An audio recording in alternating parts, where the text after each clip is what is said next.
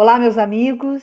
É com muito prazer que nós estamos hoje aqui, nesse diálogo com vocês do Primeiro Seu, Noroeste Fluminense.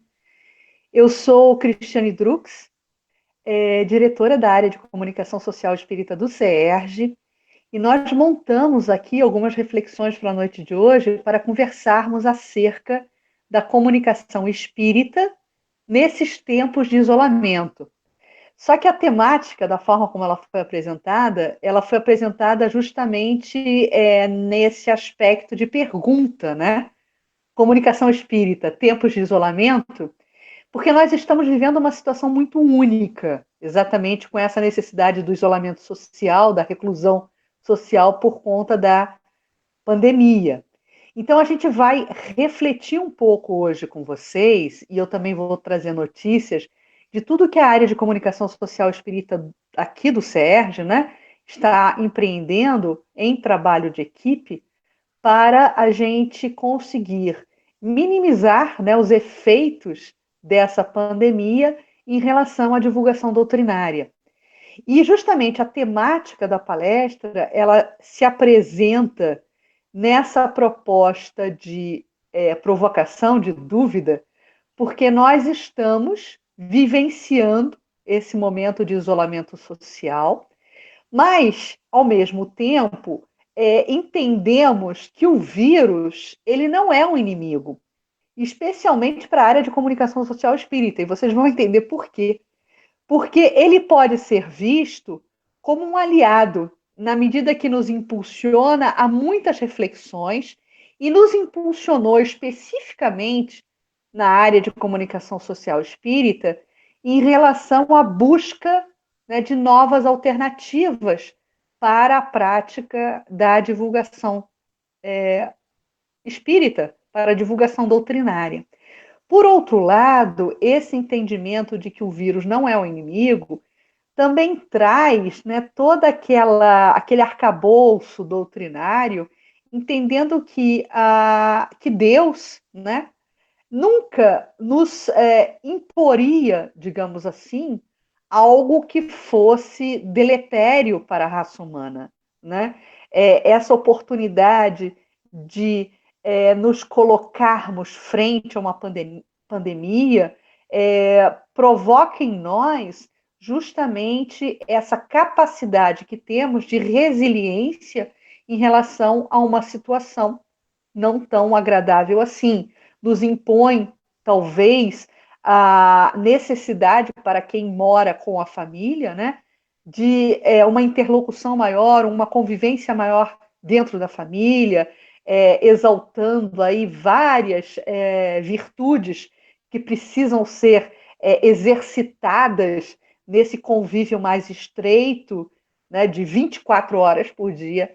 Então, o vírus, ele ressaltou um convite para a humanidade, exatamente a saída de uma determinada zona de conforto, né, o abandono de várias atitudes que estavam sendo tomadas de forma mais enérgica, de forma mais drástica, atitudes ruins, atitudes negativas, né? E essa pausa nos fez pensar sobre muitas coisas.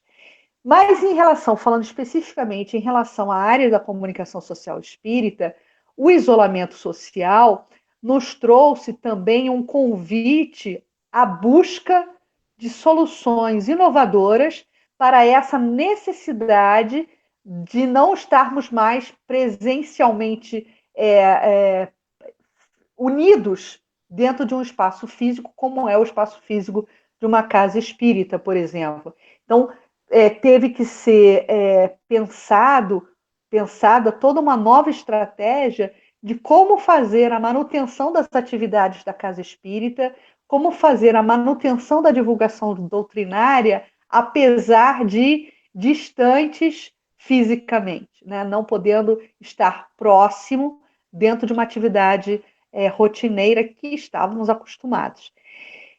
Passamos com isso a buscar alternativas de conexões. E essas alternativas de conexões, é bom lembrar que elas já existiam, Mas, por impositivo desse momento, essas conexões e essas alternativas, elas passaram a ser necessárias nesse momento. Porque se a gente não lançar mão dessas alternativas midiáticas, nós simplesmente teríamos que parar todas as nossas tarefas doutrinárias. Então, foi nesse momento, né, que nós, por impositivo de algo que teoricamente seria negativo, a imposição de estarmos em isolamento doméstico, foi que se descortinou esse novo caminho, né, na busca dessas novas alternativas de conexões. E com isso, acreditamos que não só os tarefeiros da comunicação social espírita puderam se aperfeiçoar, puderam se aprofundar em novos métodos de conexão, como também o movimento espírita foi desperto, digamos assim, para essas centenas de opções que temos de conectividade, né? Estamos, nesse momento, enquanto área de comunicação, sendo muito solicitados, né? Porque pela falta de hábito, pela falta de cultura de se usar determinadas ferramentas na internet, por exemplo, plataformas de videoconferência, páginas da internet, Facebooks, Instagrams. Quer dizer, as pessoas não estavam muito habituadas a terem como única solução a conectividade nesses meios. Então, enquanto área de comunicação, nós passamos a ser muito procurados aqui no CERJ e fazemos isso com muita, inclusive, muita gratidão, com muita satisfação pela oportunidade de suporte, pela oportunidade de prestarmos serviços a essas demandas do movimento espírita, no sentido de que esses grupos de trabalho, que os tarefeiros das diversas casas espíritas, os tarefeiros dos conselhos espíritas de unificação, pudessem ser treinados, pudessem ser habilitados, né, digamos assim, para o uso dessas ferramentas. Então, logo no início, se não me falha a memória, logo no início da pandemia, em abril, nós fizemos toda uma programação de trabalho, né, dando sequencialmente treinamento pela ferramenta de videoconferência do Zoom, porque precisávamos elencar um canal ou uma plataforma de videoconferência onde todo o movimento espírita estadual pudesse ser treinado. E naquela época o Zoom apresentava uma estabilidade de sinal melhor, né, em comparação com as demais plataformas, e naquela época nós optamos pelo Zoom por isso, né? E uma vez optado pelo Zoom, já que já havia sido disparado toda uma programação de treinamento do movimento espírita nessa plataforma, nós quisemos dar uma linearidade a essa proposta e foi a plataforma que foi aconselhada para uso, né? Até para que todos soubessem e dominassem a mesma plataforma. Então, essa foi uma das nossas primeiras iniciativas.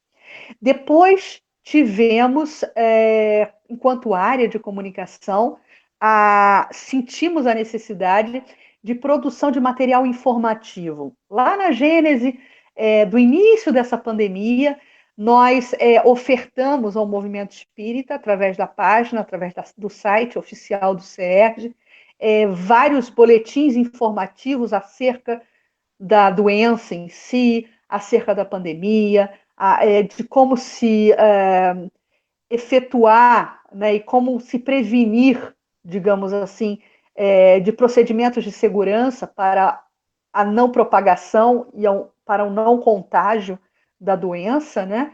Então, esse foi um primeiro momento. Depois passamos para um segundo momento, onde percebemos já uma necessidade de trazer consolo às pessoas, né? Porque as pessoas nesse confinamento acabam ficando muito estressadas, muito nervosas, com muitos questionamentos sobre a justiça da situação, e aí a gente optou por uma série de produtos né, que todos podem ser vistos, né, e acompanhados pelo site do CERJ com esse conteúdo consolador.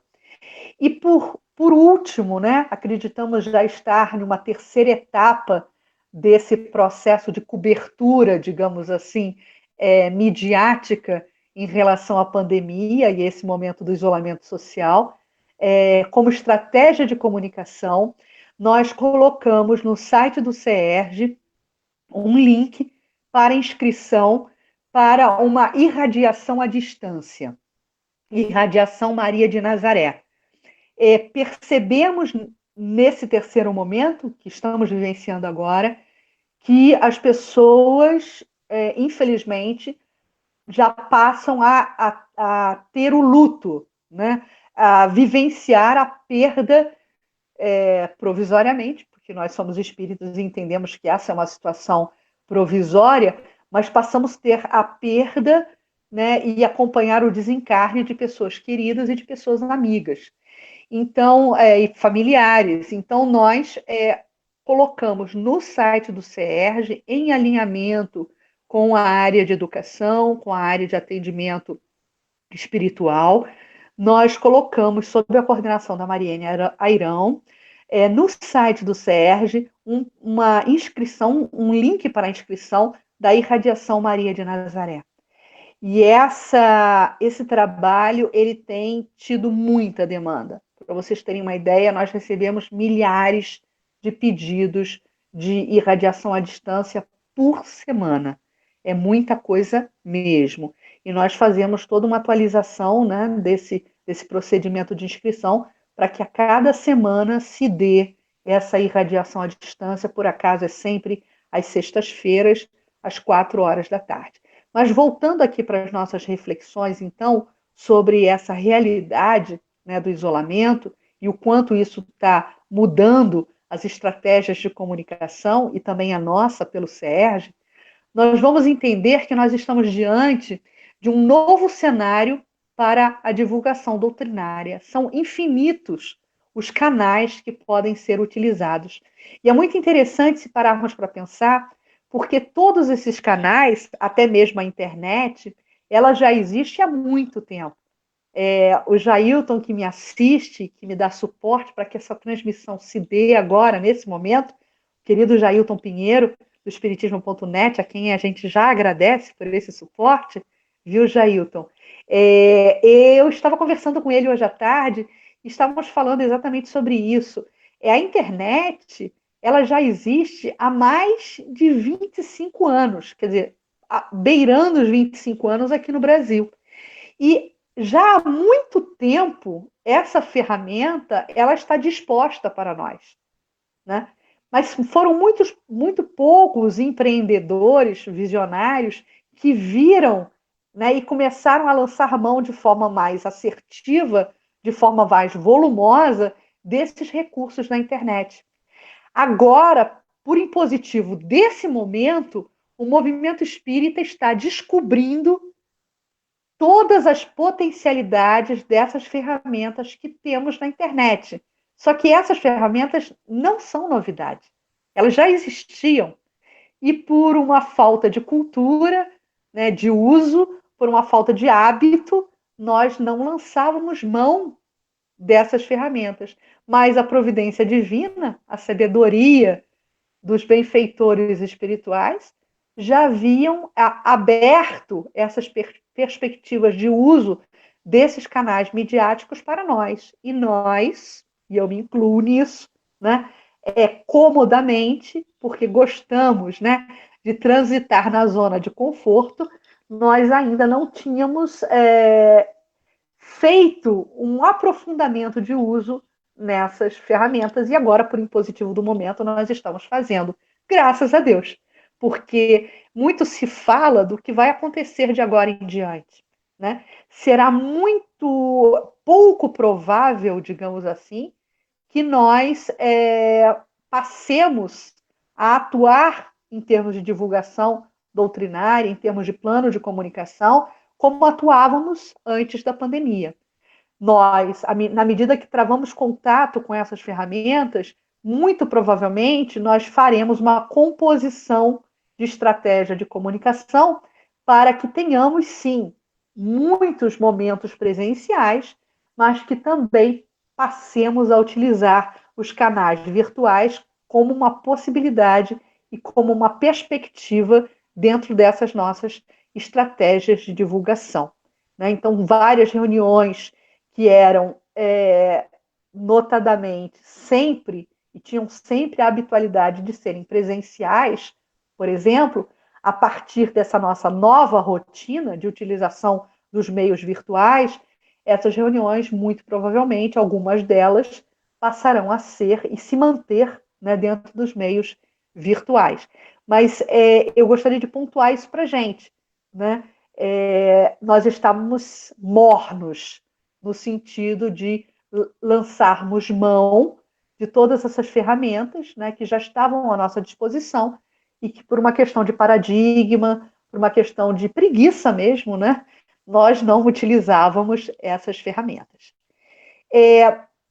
Agora, o que a área de comunicação social espírita tem tentado trazer em termos de estratégia de comunicação e um conceito que nos dá muita amplitude no entendimento de toda essa situação, é um conceito que nós vamos resgatar de um grande teórico, né, Kenichi Omai, grande consultor de empresas, e que ele nos fala que a internet, e esse é um conceito, e ele cunhou esse conceito, que a internet ela é um continente invisível. Quando estamos navegando na internet, nós estamos com a competência e com a capacidade de atingir vários mundos, vários locais, bem rápido, na rapidez da nossa navegação, na rapidez da nossa conectividade. Vai depender da nossa banda, larga ou não larga, mas enfim, a nossa velocidade de deslocamento na internet, rompendo grandes distâncias, é muito grande. E nós estamos, nesse momento, navegando na internet, então eu quis trazer aqui um comparativo com o ciclo do período das grandes navegações, aquele período da história, do mercantilismo, né? Quando grandes países da Europa, potências europeias, se lançaram ao mar na busca da conquista desses novos territórios, no período das colonizações. Né? E nós estamos traçando um paralelo para essa nossa nova realidade virtual, nós estamos também, nesse momento, empreendendo um novo período dessas grandes navegações. Entre 1985 e 2001, desde quando Bill Gates lançou o sistema operacional Windows, a civilização ela mudou de modo tão rápido que ficou quase impossível acompanhar. E esse novo continente, que é a internet, foi descoberto. Invisível, impalpável, que está alterando as ideias convencionais sobre a criação de riqueza e a iniciativa humana. O que esse teórico, o que esse consultor, ele quer nos falar? Ele quer dizer que nós estamos agora como internautas e como possíveis e potenciais comunicadores, divulgadores da doutrina espírita, também nessa corrida das grandes navegações para a ocupação desse novo continente invisível que é a internet. A internet ela é um canal e ela nos integra a novos interlocutores, agora com limites muito mais amplos. Ontem mesmo eu pude participar de uma videoconferência onde estavam representantes da comunicação do Brasil inteiro e do exterior. Então, quem é que faz essa ponte? Né? Que novo continente é esse? A internet, sem limites, e que nos conecta rapidamente a novas situações e a novas pessoas. Mas isso nos exige competência para para desbravar esse novo continente invisível. Agora, quem é esse autor, Kenichi Ohmae, que inclusive escreveu esse livro, Continente Invisível, que eu apresento para vocês aí na tela? Quem faz essa afirmação é justamente esse teórico, Kenichi Ohmae, considerado um dos maiores especialistas em estratégia corporativa de todo o mundo. Ele é tão renomado e tão reconhecido que ele foi apelidado de Mr. Strategy, que quer dizer em inglês estratégia, em seu novo livro, O Continente Invisível. Então, nós estamos, meus amigos, vivendo dentro da internet, com o desafio da comunicação social espírita, um momento de colonização. Mas essa era do descobrimento, né, porque nós já sabemos quem é o nosso público-alvo e para quem a gente quer falar, ela está por terminar e agora deve começar a nossa colonização. O que significa o processo de colonização em toda essa figuração que nós estamos fazendo com o continente invisível? O processo de colonização é o processo de sensibilização das pessoas. Como é que vamos atingir o coração dessas pessoas? O coração daquele internauta que está diante da tela do computador e que está lendo o conteúdo ou a mensagem que eu, comunicador social espírita, estou entregando. O problema é que ainda faltam, nesse processo de colonização, exploradores, que somos nós, comunicadores, mensageiros, bem preparados para essa tarefa. Pessoas com capacidade de compreender essa nova terra, esse nosso novo público, né? Público, inclusive, não espírita, que tem se aproximado das produções midiáticas espíritas e tem se aproximado da divulgação doutrinária feita de forma tão massiva na internet atualmente. Eu ganhei notícias e retorno de companheiros nossos, do SERJ, de outras áreas, que estão fazendo, por exemplo, culto do Evangelho no Lar pelos aplicativos e pelas plataformas de videoconferência.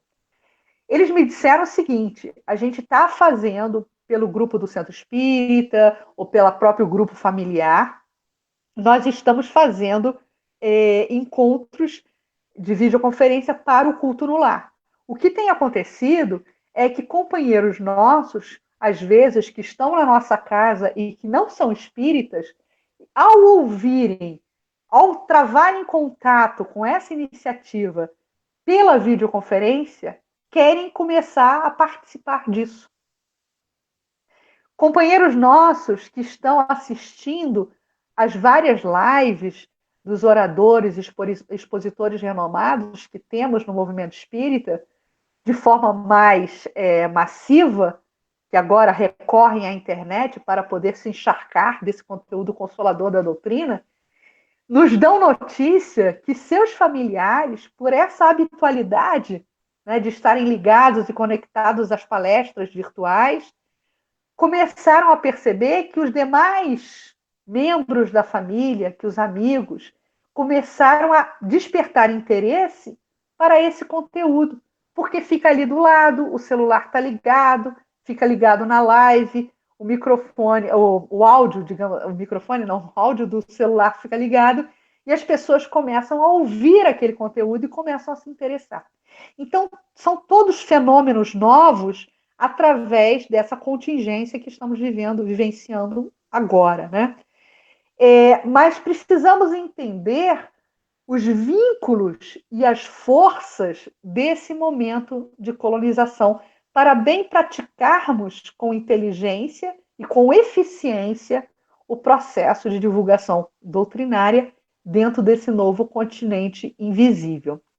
Para isso, né, e é um trabalho que a Comunicação Social Espírita do SERJ já vinha empreendendo, nós estamos nos utilizando de toda uma rede, de toda uma malha, né, já que vem sendo montada. Eu atualmente estou à frente da área de comunicação já na segunda gestão e a gente já vinha empreendendo esforços nesse sentido de montarmos uma malha de unificação com os seus, né, e tendo em cada seu um ponto focal, um comunicador que pudesse transmitir para os seus pares, dentro do seu, todas as iniciativas da federativa, enfim, ser esse elemento de comunicação e de interligação, né? Então, nós já estávamos há muito preocupados, e não preocupados, mas ocupados com essa tarefa, né, de constituição dessa malha,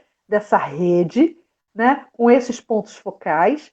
Inclusive, conseguimos agora, no final de semana passado, no domingo passado, no CEU, né, a nomeação formal, né, de vários coordenadores de comunicação agora, instituídos oficialmente pela unificação, para que eles sirvam desses, que eles sejam e eles atuem como esses pontos focais na rede de comunicação do Estado do Rio de Janeiro.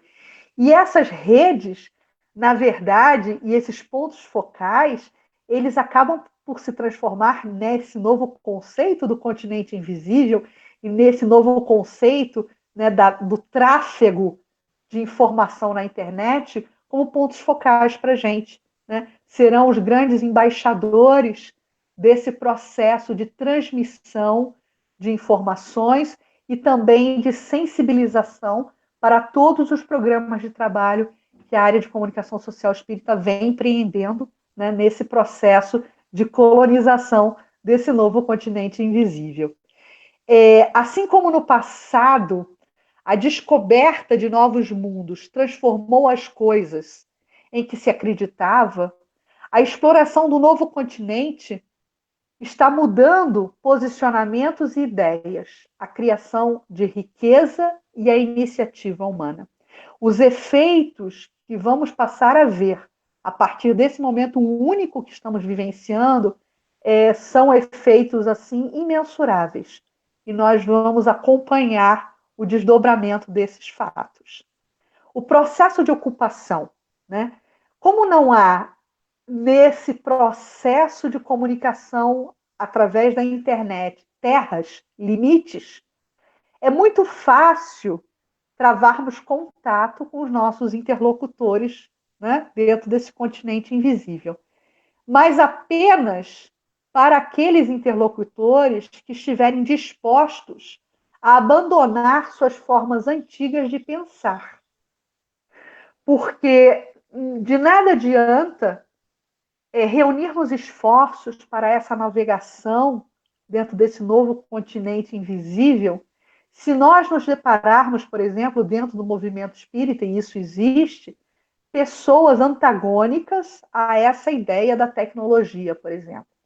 Pessoas mais conservadoras que são contra a utilização da tecnologia em prol da divulgação doutrinária, em prol da manutenção das atividades da casa espírita.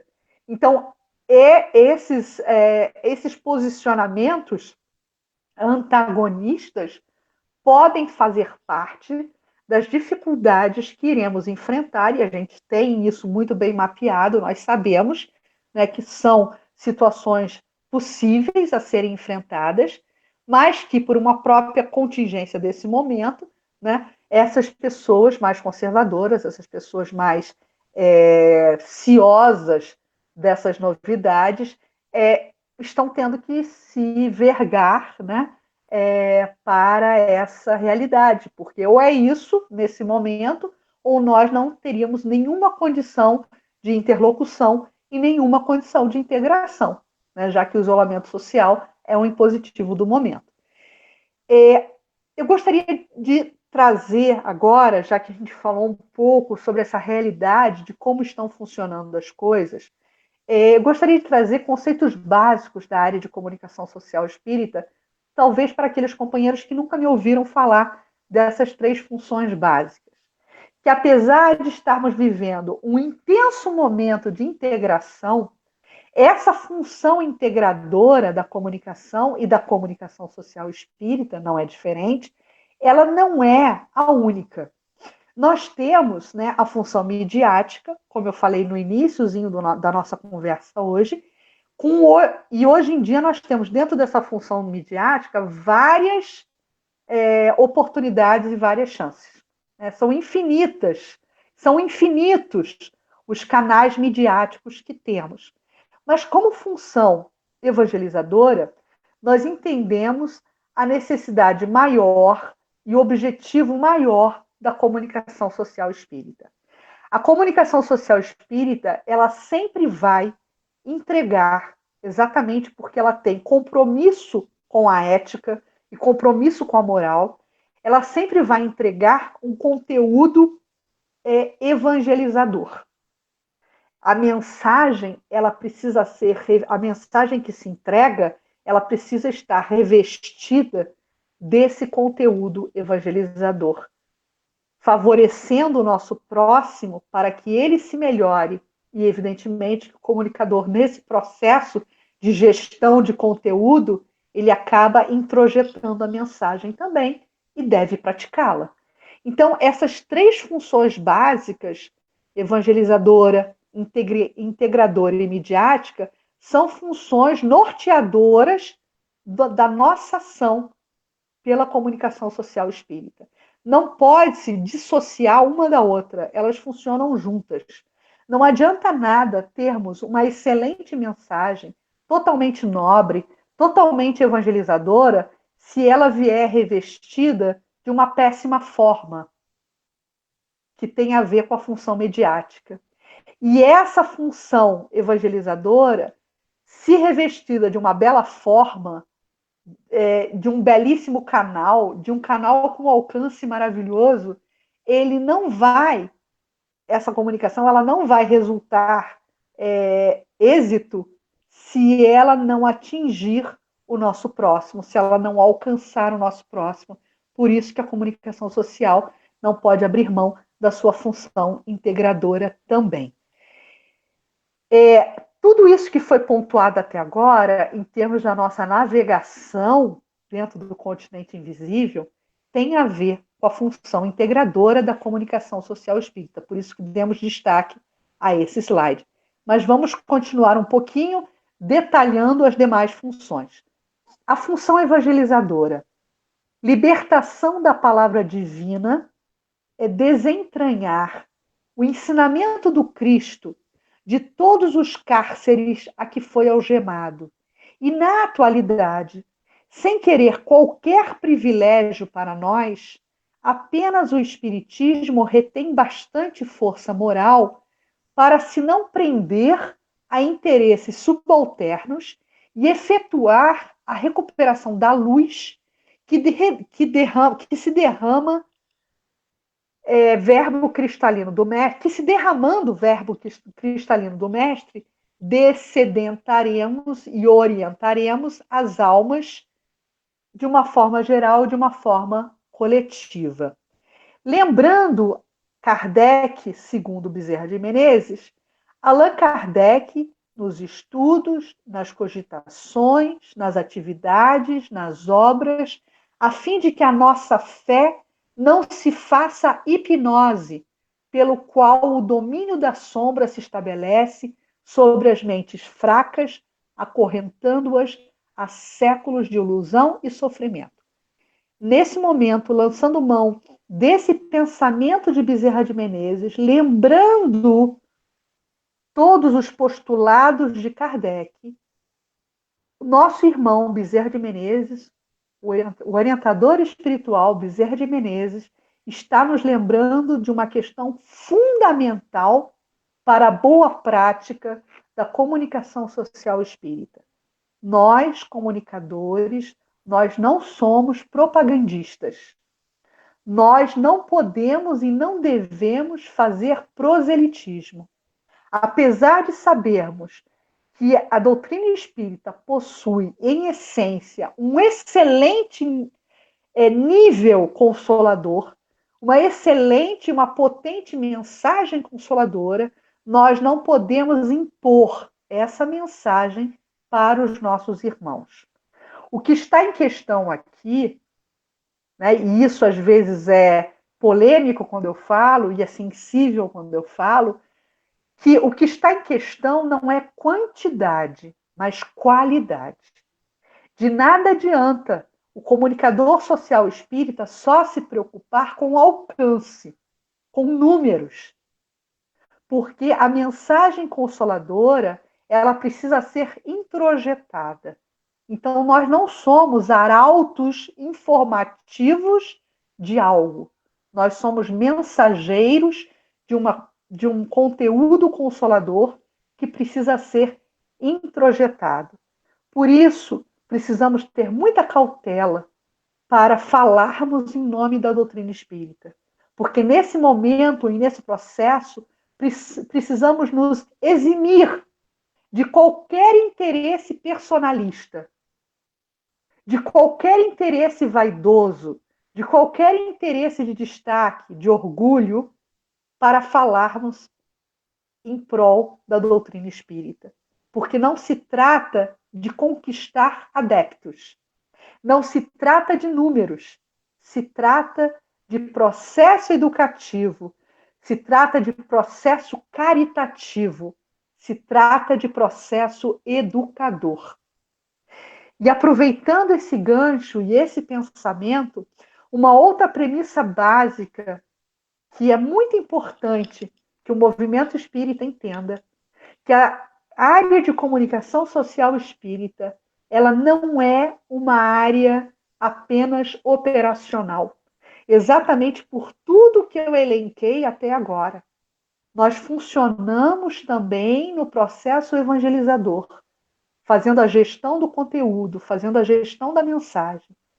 Então, nós deixamos há muito de ser uma área operacional, de sermos uma área voltada apenas para a transmissão da mensagem, facultando a transmissão da mensagem, para sermos elementos, muitos colaboradores da área são, inclusive, pessoas técnicas, mas não que o tarefeiro espírita, que deseje colaborar com a comunicação social espírita, tenha que ser técnico, muito pelo contrário, absolutamente não precisa, mas se for técnico, ótimo, porque ele se soma a várias outras iniciativas, né?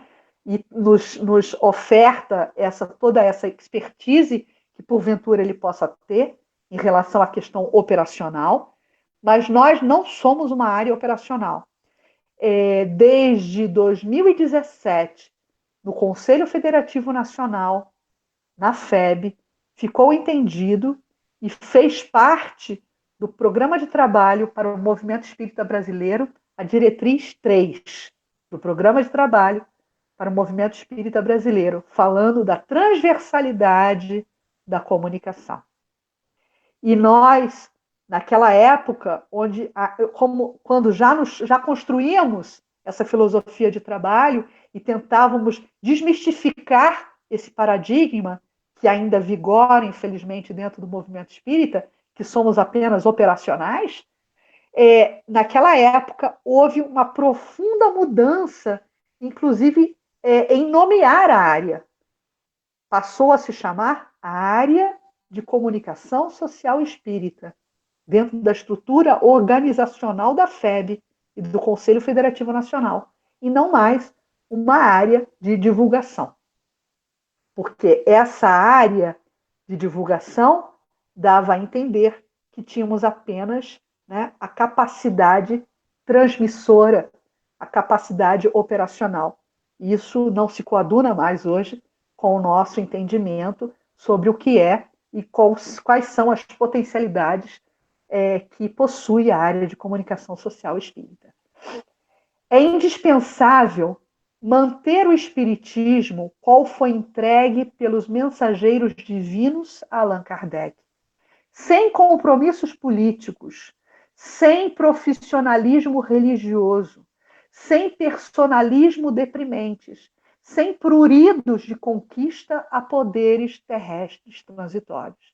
Então é necessário muita cautela, muito cuidado para falarmos em nome da doutrina, para defendermos ideias e para defendermos, para trazermos a público as nossas argumentações.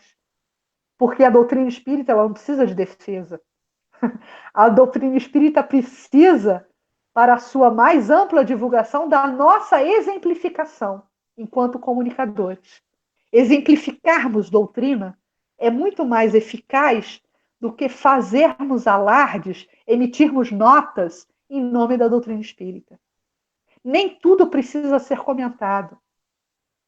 A doutrina espírita, ela nos entrega um conteúdo moral, nos entrega um conteúdo evangelizador e determinadas interpretações do cotidiano, determinados entendimentos do cotidiano ficam tácitos para aqueles que estudam doutrina espírita.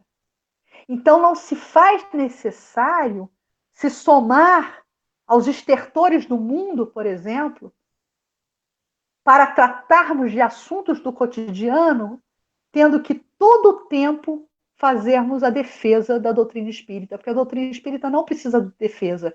E também não precisa se impor à interpretação alheia dos fatos. Porque o espírita, que é espírita, e aquele que introjeta a sua essência, sabe interpretar o cotidiano. Por isso o perigo de sairmos comentando, inclusive como federativa, tudo o que acontece no dia a dia. Porque estaríamos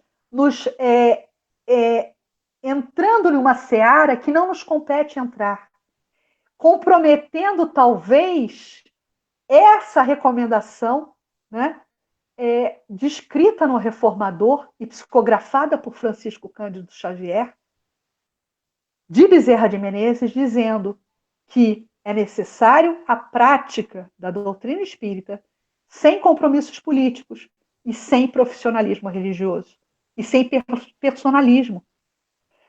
Vamos entender melhor essa questão do personalismo. Também, de novo, né, uma mensagem extraída do Reformador de 1997. Foi uma mensagem ditada por Bezerra de Menezes a Divaldo Franco, dizendo o seguinte: os discípulos da verdade devem permanecer fiéis aos postulados que abraçam, vivenciando-os. Então, a melhor propaganda, melhor dizendo, não, a melhor divulgação doutrinária é o nosso próprio exemplo. Porque o propagandista, ele passa, o divulgador, ele permanece. E qual seria a diferença entre divulgador e propagandista? E aí a gente está se utilizando aqui de um outro slide para criar esse paralelo, né? O propagandista, nessa avidez de fazer de forma retumbante a pulverização da mensagem espírita, da informação espírita, certamente o propagandista, ele espera recompensa, ele espera reconhecimento. Deseja para a mensagem reveladora os lugares de destaque. Anseia pelos resultados expressivos e volumosos e é apressado, tem pressa. Já o divulgador, ele é discreto e é consciente. Ele informa com segurança, com propriedade, com pureza doutrinária. Esclarece com paciência, não querendo romper nenhuma consciência alheia. Deixa as sementes do evangelho plantadas no nosso interlocutor, para que depois, com o tempo, no tempo próprio de cada um, essa mensagem e essa informação possa florescer. Espera, ensina e vive. Vive no sentido de exemplificar a mensagem. Esse é o divulgador espírita.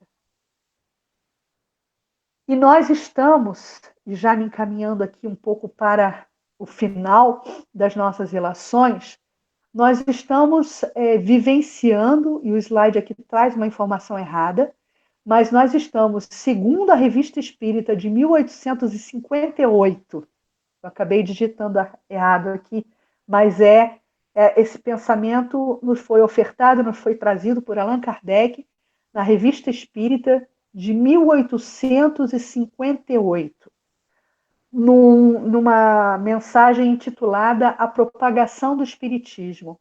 Kardec nos diz que nós podemos distinguir, no processo da propagação do Espiritismo, 4 fases ou períodos muito distintos. O primeiro período foi o da curiosidade, dos fenômenos, né? As pessoas eram atraídas pelo fenômeno. Paris, século XIX, mesas girantes. Os fenômenos na América do Norte, o fenômeno de Hydelsville, por exemplo, que iniciou todo um processo de travamento de contato com a mediunidade das irmãs Fox. Então, todo esse período, esse primeiro período, foi o período que Kardec intitulou como o período da curiosidade. Nesse período, o que se via mais? Os espíritos batedores, né? As manifestações físicas, né? Os fenômenos. Depois se passou, e exatamente porque esses fenômenos vinham acontecendo, se passou para uma segunda fase, a fase da observação. E essa segunda fase da observação foi uma fase que reuniu vários teóricos, vários cientistas, muitos sérios e muitos também apenas curiosos, mas observadores mais sérios, cientistas mais sérios, trouxeram grandes colaborações, como William Crookes e todos os contemporâneos de Kardec. Kardec também foi um deles, né, que se dedicou a esse período da observação.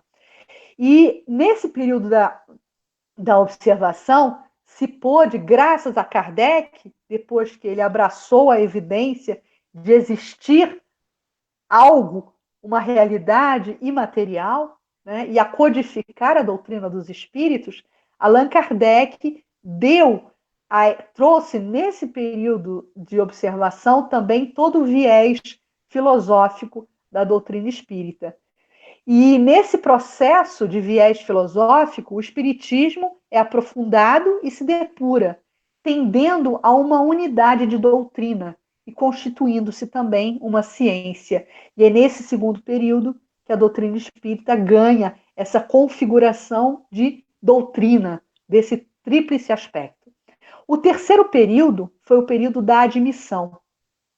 A doutrina espírita, ela já é hoje, e foi algum tempo atrás, né, inserida, por exemplo, no censo brasileiro, como você responde lá, sua religião, você pode responder espírita, não mais espiritualista.